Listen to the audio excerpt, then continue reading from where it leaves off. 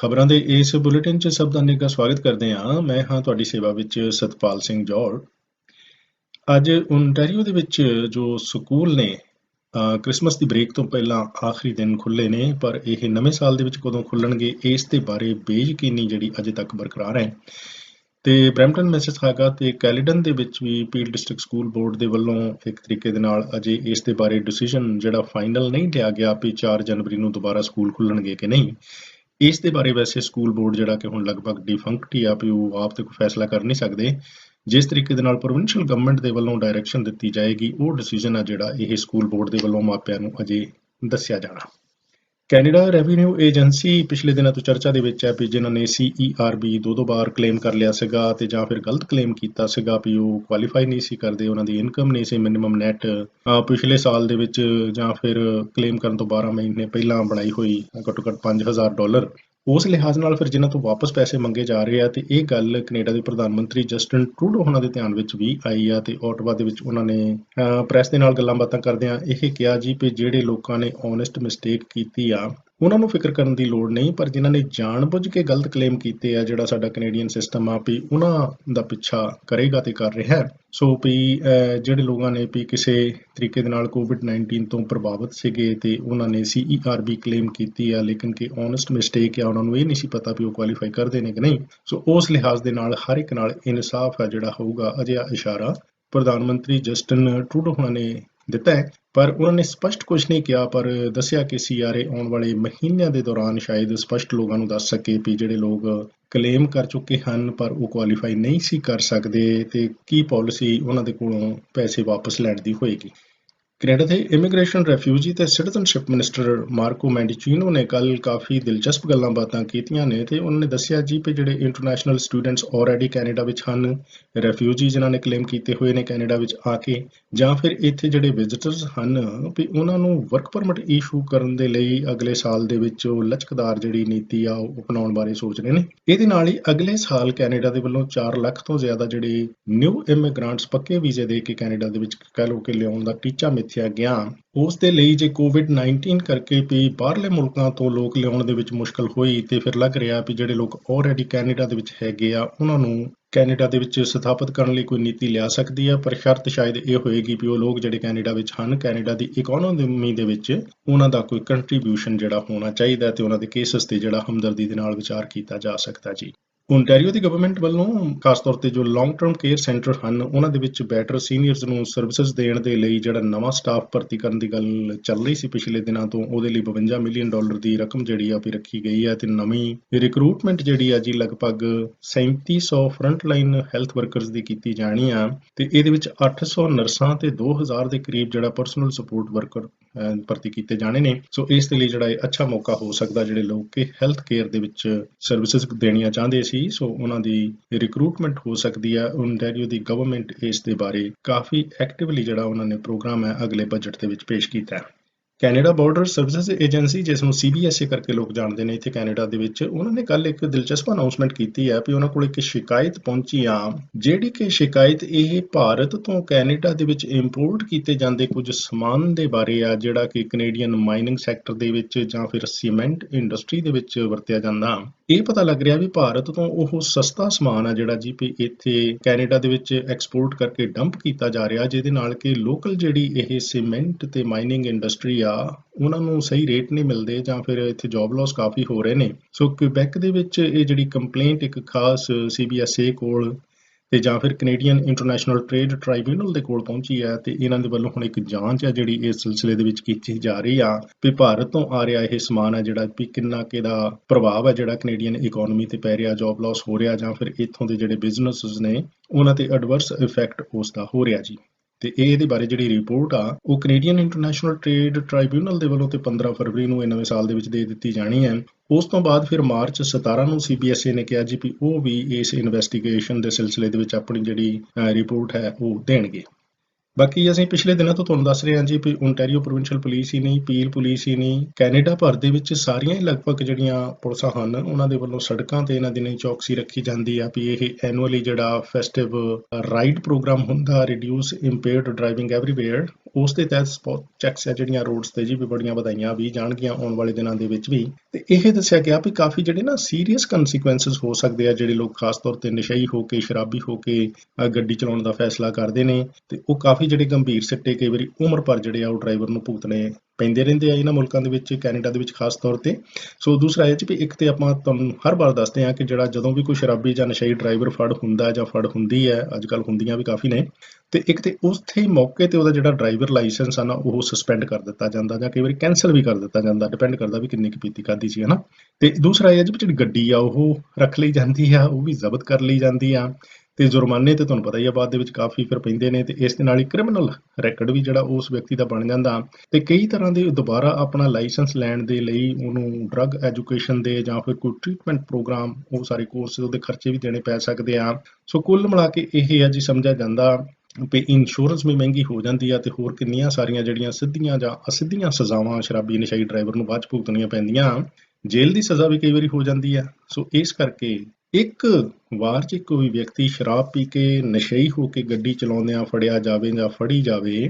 23,000, 20,000, 25,000, $10,000 ਤੋਂ ਤਾਂ ਵਕੀਲ ਗੱਲੇ ਹੀ ਸ਼ੁਰੂ ਕਰਦੇ ਆ। ਸੋ ਇਸ ਕਰਕੇ ਇਹ ਖਰਚੇ ਆਮ ਨੇ। ਤੇ ਦੂਸਰਾ ਜਿਹੜੀਆਂ ਖੱਜਲ ਖੁਆਰੀਆਂ ਤੇ ਸ਼ਰਮਿੰਦਗੀਆਂ ਬਾਅਦ ਦੇ ਵਿੱਚ ਬਰਾਬਰ ਤੁਹਾਨੂੰ ਪਤਾ ਹੀ ਆ ਵੀ ਉਹਦਾ ਤਾਂ ਕੋਈ ਹਿਸਾਬ ਕਿਤਾਬ ਹੈ ਹੀ ਨਹੀਂ। ਤੇ ਵਕੀਲ ਹੀ ਪਹਿਲੀ ਵਾਰ ਕਿਸੇ ਸ਼ਰਾਬੀ ਜਾਂ ਨਸ਼ਈ ਡਰਾਈਵਰ ਨੇ, ਜੇ ਉਹ ਫੀਮੇਲ ਹੋਵੇ, ਔਰਤ ਹੋਵੇ, ਫਿਰ ਤੇ ਹੋਰ ਵੀ ਕਮਾਲ ਹੁੰਦੀ ਆ ਵੀ ਉਹ ਜਾ ਕੇ ਉੱਥੇ ਦੱਸੂਗੀ ਵੀ ਮੈਂ ਚੰਦਗੀ ਚੜ੍ਹ ਕੇ ਆਇਆ ਜਾਂ ਆਈ ਹਾਂ ਜੀ। ਸੋ ਇਸ ਕਰਕੇ ਇਸ ਚੁਸਤੀ ਤੋਂ ਜਰਾ ਬਚਣਾ, ਸ਼ਰਾਬ ਪੀ ਕੇ ਗੱਡੀ, ਨਸ਼ਈ ਹੋ ਕੇ ਗੱਡੀ ਚਲਾਉਣ ਤੋਂ। ਪੀਲ ਰੀਜਨ ਦੇ ਵਿੱਚ ਪਿਛਲੇ ਦਿਨਾਂ ਤੋਂ ਕਾਫੀ ਇੱਕ ਪ੍ਰੋਗਰਾਮ ਜਿਹੜਾ ਬੇਸਮੈਂਟ ਲੋਨ ਪ੍ਰੋਗਰਾਮ ਇਹ ਪਾਪੂਲਰ ਹੋ ਰਿਹਾ ਸੀਗਾ। ਲੋਕ ਅਪਲਾਈ ਕਰ ਰਹੇ ਸੀ ਆਪਣੀ ਬੇਸਮੈਂਟ ਰੈਗੂਲਰ ਕਰਵਾਉਣ ਦੇ ਲਈ ਜਾਂ ਕਹ ਲਓ ਵੀ ਲੀਗਲ ਕਰਵਾਉਣ ਦੇ ਲਈ, ਤੇ ਉਸ ਸਿਲਸਿਲੇ ਦੇ ਵਿੱਚ ਐਪਲੀਕੇਸ਼ਨਸ ਆ ਜਿਹੜੀਆਂ ਦਿੱਤੀਆਂ ਜਾ ਰਹੀਆਂ ਸੀ। ਪਰ ਹੁਣ ਪਤਾ ਲੱਗਾ ਇਹ ਕਿ ਰੀਜਨ ਆਫ ਪੀਲ ਨੇ ਇਸ ਪ੍ਰੋਗਰਾਮ ਨੂੰ ਹਾਲ ਦੀ ਘੜੀ ਰੋਕਣ ਦਾ ਫੈਸਲਾ ਕੀਤਾ ਹੈ, ਕਿਉਂਕਿ ਵੀ ਕੋਵਿਡ-19 ਕਰਕੇ ਸਿਚੁਏਸ਼ਨ ਜੋ ਵੀ ਹੈਗੀ ਆ, ਵੀ ਹਾਲ ਦੀ ਘੜੀ ਇਹ ਰੀਜਨ ਦੇ ਵਿੱਚ ਨਹੀਂ ਠੀਕ ਰਹੇਗਾ ਵੀ ਜੇ ਲੋਕ ਕੰਸਟਰਕਸ਼ਨ ਵੀ ਕਰਾਉਣ ਤੇ ਤਰ੍ਹਾਂ ਤਰ੍ਹਾਂ ਦੇ ਲੋਕਾਂ ਦੀ ਘਰਾਂ ਦੇ ਵਿੱਚ ਜਿਹੜੀ ਆਵਾਜਾਈ ਹੋਵੇ, ਕਿਉਂਕਿ ਇੱਕ ਪਾਸੇ ਆਪਾਂ ਕਹਿੰਦੇ ਆ ਵੀ ਇੱਕ ਘਰ ਦੇ ਵਿੱਚ ਜਿਹੜੀ ਫੈਮਿਲੀ ਰਹਿੰਦੀ ਆ ਉਹਨੇ ਲੋਕ ਹੀ ਰਹਿਣ, ਵੀ ਨਾ ਤੁਸੀਂ ਕਿਸੇ ਦੇ ਜਾਣਾ ਤੇ ਨਾ ਕਿਸੇ ਨੂੰ ਆਪਣੇ ਘਰ ਦੇ ਵਿੱਚ ਬੁਲਾਉਣਾ। ਸੋ ਉਸ ਲਿਹਾਜ਼ ਦੇ ਨਾਲ ਇਹ ਬੇਸਮੈਂਟ ਲੋਨ ਪ੍ਰੋਗਰਾਮ ਦੀਆਂ ਐਪਲੀਕੇਸ਼ਨਸ ਤੇ ਲਈਆਂ ਜਾ ਰਹੀਆਂ ਤੇ ਅਪਰੂਵ ਵੀ ਕੀਤੀਆਂ ਜਾਣਗੀਆਂ ਜਿਹੜੇ ਲੋਕ ਐਲੀਜੀਬਲ ਹੋਣਗੇ, ਪਰ ਫੰਡ ਉਹਨਾਂ ਨੂੰ ਅਜੇ ਰਿਲੀਜ਼ ਨਹੀਂ ਕੀਤੇ ਜਾਣਗੇ ਜਿੰਨਾ ਚਿਰ ਕਿ ਇਹ ਕਰੋਨਾ ਵਾਇਰਸ ਦੀ ਸਿਚੁਏਸ਼ਨ ਕੰਟਰੋਲ 'ਚ ਨਹੀਂ ਆ ਜਾਂਦੀ। ਰੀਜਨਲ ਕੌਂਸਲ ਗੁਰਪ੍ਰੀਤ ਢਿੱਲੋਂ ਨਾਲ ਵੀ ਇਸ ਦੇ ਬਾਰੇ ਗੱਲਬਾਤ ਹੋਈ ਸੀ ਤੇ ਉਹਨਾਂ ਨੇ ਕਿਹਾ ਸੀਗਾ ਵੀ ਜਿਹੜੀਆਂ ਅਰਜ਼ੀਆਂ ਹੁਣ ਅਪਰੂਵ ਕੀਤੀਆਂ ਜਾਣਗੀਆਂ ਤੇ ਜਦੋਂ ਸਿਚੁਏਸ਼ਨ ਠੀਕ ਹੋ ਜਾਏਗੀ, ਪਹਿਲ ਦੇ ਆਧਾਰ ਤੇ ਉਹਨਾਂ ਨੂੰ ਜਿਹੜੇ ਫੰਡ ਆ ਉਹ ਰਿਲੀਜ਼ ਕੀਤੇ ਜਾਣਗੇ, ਜਿਹੜੇ ਕਿ $20,000 ਤੇ ਜਾਂ ਫਿਰ $30,000 ਤੱਕ ਦਾ ਲੋਨ ਹੋ ਸਕਦਾ। ਬਰੈਂਪਟਨ ਦੇ ਵਿੱਚ ਕਰੋਨਾ ਵਾਇਰਸ ਦੇ ਕੁਝ ਕੇਸ ਘਟੇ ਨੇ ਜੀ ਪਿਛਲੇ 24 ਘੰਟਿਆਂ ਦੇ ਵਿੱਚ, 1618 ਤੋਂ ਘਟ ਕੇ 1576 ਮਰੀਜ਼ ਜੋ ਰਹਿ ਗਏ ਨੇ। ਸੋ ਨਿਤ ਦਿਨ ਜਦੋਂ ਜਿਹੜੇ ਤੁਸੀਂ ਸੁਣਦੇ ਹੋ ਵੀ ਬਹੁਤ ਜ਼ਿਆਦਾ ਮਰੀਜ਼ ਵੱਧ ਰਹੇ ਨੇ, ਉਸ ਸਿਲਸਿਲੇ ਦੇ ਵਿੱਚ ਇਹ ਵੀ ਆ ਵੀ ਬਹੁਤ ਜ਼ਿਆਦਾ ਮਰੀਜ਼ ਠੀਕ ਵੀ ਹੋ ਰਹੇ ਹੁੰਦੇ ਆ 14-15 ਦਿਨਾਂ ਤੋਂ ਬਾਅਦ। ਸੋ ਇਸ ਕਰਕੇ ਬਰੈਂਪਟਨ ਦੇ ਵਿੱਚ ਮਰੀਜ਼ ਜਿਹੜੇ ਆ 48 ਘੰਟਿਆਂ ਦੇ ਦੌਰਾਨ ਲਗਾਤਾਰ ਘਟਣ ਦੀਆਂ ਖਬਰਾਂ ਆ ਰਹੀਆਂ। ਮਿਸਿਸਾਗਾ ਦੇ ਵਿੱਚ ਵੀ ਥੋੜੇ ਜਿਹੇ ਮਰੀਜ਼ ਘਟੇ ਨੇ, 1049 ਤੋਂ ਘਟ ਕੇ 1043 ਰਹਿ ਗਏ ਨੇ। ਪਰ ਕੈਲੀਟਨ ਪਿੰਡ ਨਿੱਕਾ ਹੈ, ਲੇਕਿਨ ਕਿ ਉੱਥੇ ਕਰੋਨਾ ਵਾਇਰਸ ਦੇ ਮਰੀਜ਼ ਪਿਛਲੇ 24 ਘੰਟਿਆਂ ਦੇ ਦੌਰਾਨ 8-9% ਵਧੇ ਨੇ। ਸੋ 90 ਤੋਂ ਵੱਧ ਕੇ ਤੇ 98 ਹੋ ਗਏ ਨੇ। ਚੰਗੀ ਖਬਰ ਇਹ ਹੈ ਜੀ ਵੀ ਪੀਲ ਰੀਜਨ ਤੋਂ ਪਿਛਲੇ 24 ਘੰਟਿਆਂ 'ਚ ਕਿਸੇ ਮੌਤ ਦੀ ਖਬਰ ਨਹੀਂ ਆਈ ਹੈ ਜੀ ਕਰੋਨਾ ਵਾਇਰਸ ਕਰਕੇ। ਓਨਟਾਰੀਓ ਦੇ ਵਿੱਚ ਕੱਲ 2432 ਇੱਕ ਜੋ ਨਵਾਂ ਰਿਕਾਰਡ ਹੈ, ਨਵੇਂ ਐਕਟਿਵ ਕੇਸਿਸ ਜਿਹੜੇ ਕਰੋਨਾ ਵਾਇਰਸ ਦੇ ਰਿਪੋਰਟ ਕੀਤੇ ਗਏ ਸੀਗੇ, ਤੇ 23 ਪੇਸ਼ੈਂਟਸ ਜਿਹੜੇ ਆ ਉਹਨਾਂ ਦੀ ਡੈਥ ਵੀ ਹੋ ਗਈ ਸੀ। ਪਰ ਇਸੇ ਸਮੇਂ ਦੇ ਦੌਰਾਨ ਜੇ 2432 ਨਵੇਂ ਕੇਸ ਆਏ ਸੀ ਤੇ 2009 ਪੇਸ਼ੈਂਟ ਹੈ ਜਿਹੜੇ ਉਹ ਰਿਕਵਰ ਵੀ ਹੋ ਗਏ ਸੀਗੇ, ਤੇ ਇਸ ਲਿਹਾਜ਼ ਨਾਲ ਕੁੱਲ ਮਿਲਾ ਕੇ ਜੀ 409 ਜਿਹੜੇ ਆ ਉਹ ਕੇਸ ਐਡ ਹੋਏ ਬਣਦੇ ਆ। ਤੇ ਹੁਣ ਤੱਕ ਓਨਟਾਰੀਓ ਦੇ ਵਿੱਚ ਫਿਰ ਕੁੱਲ ਮੌਤਾਂ ਜਿਹੜੀਆਂ ਜੀ ਵੀ ਇਹ ਕਰੋਨਾ ਵਾਇਰਸ ਦੀ ਮਹਾਮਾਰੀ ਦੇ ਦੌਰਾਨ 4058 ਤੱਕ ਅੰਕੜਾ ਜਿਹੜਾ ਜਾ ਪਹੁੰਚਾ। ਯਾਰਕ ਪੁਲਿਸ ਦੇ ਵੱਲੋਂ ਇਹ ਬੜੀ ਇੱਕ ਦੁਖਦਾਈ ਜਾਂ ਕਹ ਲਓ ਵੀ ਪਰੇਸ਼ਾਨੀ ਵਾਲੀ ਖਬਰ ਜਿਹੜੀ ਹੈ ਇਹ ਭੇਜੀ ਗਈ ਹੈ, ਜਿਹਦੇ ਵਿੱਚ ਉਹਨਾਂ ਨੇ ਦੱਸਿਆ ਜੀ ਵੀ ਘੱਟੋ ਘੱਟ 2 ਤੇ ਬਰੈਂਪਟਨ ਦੇ ਰਹਿਣ ਵਾਲੇ ਨੇ। ਮਨਪ੍ਰੀਤ ਸਮਰਾ 41 ਸਾਲ ਉਮਰ ਹੈ ਤੇ ਵਰਿੰਦਰ ਢਿੱਲੋਂ 35 ਸਾਲ ਉਮਰ ਹੈ। ਤੇ ਟੋਰਾਂਟੋ ਦੇ ਰਹਿਣ ਵਾਲੇ ਨੇ ਭਾਈ ਸਾਹਿਬ ਜਿਨ੍ਹਾਂ ਦੀ 41 ਸਾਲ ਉਮਰ ਹੈ, ਸੁਨੀਲ ਮਾਸੋਂ। ਵੀ ਇਹ ਸਮਾਨ ਦੇ ਭਰੇ ਟਰੱਕ ਚੋਰੀ ਕਰਨ ਦੇ ਦੋਸ਼ਾਂ ਦੇ ਵਿੱਚ ਗ੍ਰਿਫਤਾਰ ਕੀਤਾ ਗਿਆ ਮਨਪ੍ਰੀਤ ਸਮਰਾ ਨੂੰ, ਵਰਿੰਦਰ ਢਿੱਲੋਂ ਨੂੰ ਤੇ ਸੁਨੀਲ ਮਾਸੋਂ ਨੂੰ ਯਾਰਕ ਰੀਜਨਲ ਪੁਲਿਸ ਦੇ ਵੱਲੋਂ, ਜਿਨ੍ਹਾਂ ਦੇ ਕਿ ਵੀ ਇੱਕ ਤਰੀਕੇ ਦੇ ਨਾਲ ਇਲਜ਼ਾਮ ਇਹ ਨੇ ਵੀ ਇਹ ਚਾਕਲੇਟ ਦੇ ਭਰੇ ਹੋਏ 2 ਟਰੱਕ ਜਿਹੜੇ ਆ ਨਾ, ਜਿਨ੍ਹਾਂ ਦੇ ਵਿੱਚ ਕਿ 77 ਸਕਿਡਾਂ ਸੀਗੀਆਂ ਚਾਕਲੇਟ ਦੇ ਡੱਬੇ ਜੀ ਲੱਦੇ ਹੋਏ ਸੀਗੇ। ਵੌਨ ਤੋਂ ਤੇ ਟੋਰਾਂਟੋ ਤੋਂ 2 ਟਰੱਕ ਜਿਹੜੇ ਆ ਇਹ ਪੁਲਿਸ ਨੇ ਪਕੜੇ ਆ ਤੇ ਉਹਨਾਂ ਦੇ ਵਿੱਚ $6 ਲੱਖ ਤੋਂ ਵੀ ਜ਼ਿਆਦਾ ਦਾ ਚਾਕਲੇਟ ਤੇ ਜਾਂ ਫਿਰ ਹੋਰ ਬਦਾਮ, ਨਟਸ ਵਗੈਰਾ ਜਿਹੜੇ ਆ ਉਹ ਲੱਦੇ ਹੋਏ ਸੀਗੇ। ਇਹ ਜਿਹੜੇ ਸ਼ੱਕੀ ਆ ਇਹ ਗ੍ਰਿਫਤਾਰ ਕੀਤੇ ਗਏ ਆ। ਮਨਪ੍ਰੀਤ ਸਮਰਾ, ਵਰਿੰਦਰ ਢਿੱਲੋਂ ਤੇ ਸੁਨੀਲ ਮਾਸੋਂ ਇਸ ਮਾਮਲੇ ਦੇ ਵਿੱਚ ਇਹਨਾਂ ਦੇ ਕੋਲੋਂ ਅਗਲੇਰੀ ਪੁੱਛਗਿੱਛ ਜਾਰੀ ਹੈ। ਸੋ ਪੁਲਿਸ ਇਸ ਘਟਨਾ ਦੀ ਜਾਂਚ ਵੈਸੇ ਇਹ ਹੇਰਾਫੇਰੀ ਦੀ ਕਰ ਰਹੀ ਸੀ ਪਿਛਲੇ ਕਾਫੀ ਮਹੀਨਿਆਂ ਤੋਂ, ਤੇ ਫਿਰ ਉਹਨਾਂ ਨੇ ਆਇਡੈਂਟੀਫਾਈ ਕੀਤਾ ਵੀ ਕੁਝ ਬੰਦਿਆਂ ਦਾ ਗਰੁੱਪ ਇਸ ਚੋਰੀ ਦੇ ਮਗਰ ਹੈ, ਜਿਹੜੇ ਕਿ ਸਮਾਨ ਦੇ ਭਰੇ ਹੋਏ ਟਰੱਕ ਚੋਰੀ ਕਰਦੇ ਨੇ ਤੇ ਕਰਾ ਕੇ ਫਿਰ ਹੁਣ ਇਹ ਮਨਪ੍ਰੀਤ ਸਮਰਾ ਤੇ ਵਰਿੰਦਰ ਢਿੱਲੋਂ ਤੇ ਸੁਨੀਲ ਮਾਸੋਂ ਜਿਹੜੇ ਆ ਉਹ ਗ੍ਰਿਫਤਾਰ ਕੀਤੇ ਗਏ ਨੇ।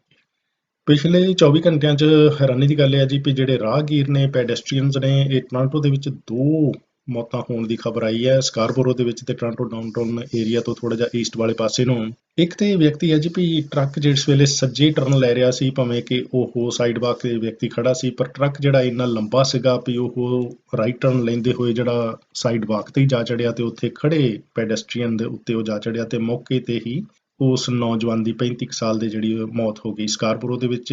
ਇੱਦਾਂ ਹੀ ਫਿਰ ਕੱਲ ਸ਼ਾਮ ਨੂੰ ਜੀ ਵੀ ਇੱਕ ਹੋਰ ਵਿਅਕਤੀ ਦੀ 40 ਸਾਲ ਦੇ ਦੀ ਮੌਤ ਹੋਈ ਹੈ, ਜਿਹਦੇ ਵਿੱਚ ਕਿ ਇੱਕ ਚੱਲਦੀ ਗੱਡੀ ਵੱਜੀ ਹੈ ਤੇ ਇਸ ਤਰੀਕੇ ਦੇ ਨਾਲ 2 ਜਿਹੜੇ ਰਾਹਗੀਰ ਨੇ ਉਹ ਸੜਕਾਂ ਤੇ ਕੱਲ ਸ਼ਿਕਾਰ ਹੋਏ ਨੇ। ਸਾਡੀ ਬੇਨਤੀ ਸਦਾ ਇਹ ਹੁੰਦੀ ਆ ਵੀ ਉਹਨਾਂ ਚਿਰ ਇਹ ਹਾਦਸੇ ਨਹੀਂ ਰੁਕਣੇ। ਕਈ ਪ੍ਰੋਗਰਾਮ 'ਚ ਗੱਲਬਾਤ ਕੀਤੀ ਜਾ ਚੁੱਕੀ ਆ ਵੀ ਜਿੰਨਾ ਚਿਰ ਰਾਹਗੀਰ, ਪੈਡੈਸਟਰੀਅਨ ਵੀ ਆਪਣੀ ਰਫ਼ਤਾਰ ਘੱਟ ਕਰਨ, ਹਫੜਾ ਦਫੜੀ ਸੜਕਾਂ ਤੇ ਨਹੀਂ ਪਾਉਣੀ ਤੇ ਗੱਡੀਆਂ ਚਲਾਉਣ ਵਾਲੇ ਵੀ ਆਪਣੀ ਪੋਸਟਡ ਸਪੀਡ ਤੇ ਗੱਡੀ ਚਲਾਉਣ। ਵੀ ਜੇ ਕੋਈ ਅਚਾਨਕ ਗੱਡੀ ਰੋਕਣੀ ਪੈਂਦੀ ਹੈ ਤੇ ਸਪੀਡ ਘੱਟ ਹੋਵੇ ਤੇ ਗੱਡੀ ਰੋਕਣੀ ਸੌਖੀ ਰਹਿੰਦੀ ਆ। ਪਰ ਹੁਣ ਇਹ ਜਿਹੜਾ ਸਕਾਰਬੋਰੋ ਦੇ ਵਿੱਚ ਐਕਸੀਡੈਂਟ ਵਾਪਰਿਆ ਵੀ ਸਾਈਡ ਵਾਕ ਤੇ ਬੰਦਾ ਖੜਾ ਸੀ, ਨਾ ਕਿ ਉਹ ਚੱਲ ਰਿਹਾ ਸੀ, ਕਿਸੇ ਹਫੜਾ ਦਫੜੀ ਵਿੱਚ ਵੀ ਨਹੀਂ ਸੀਗਾ ਤੇ ਉਹ ਖੜੇ ਦੇ ਵਿੱਚ ਹੀ ਜਿਹੜਾ ਉੱਪਰ ਆ ਕੇ ਟਰੱਕ ਚੜ ਗਿਆ। ਤੇ ਹੁਣ ਕਿੰਨੀ ਕੁ ਬੇਧਿਆਨੀ ਹੋਏਗੀ ਵੀ ਟਰੱਕ ਚੜਦਾ ਉਹਨੂੰ ਦਿਸਿਆ ਹੀ ਨਹੀਂ। ਇਸ ਤਰੀਕੇ ਦੇ ਨਾਲ ਤੇ ਹੁਣ ਪੁਲਿਸ ਬਾਕੀ ਦੀ ਇਨਵੈਸਟੀਗੇਸ਼ਨ ਕਰ ਰਹੀ ਹੈ ਜੀ, ਪਰ ਬਹੁਤ ਸਾਵਧਾਨ ਰਹਿਣ ਦੀ ਲੋੜ ਹੈ।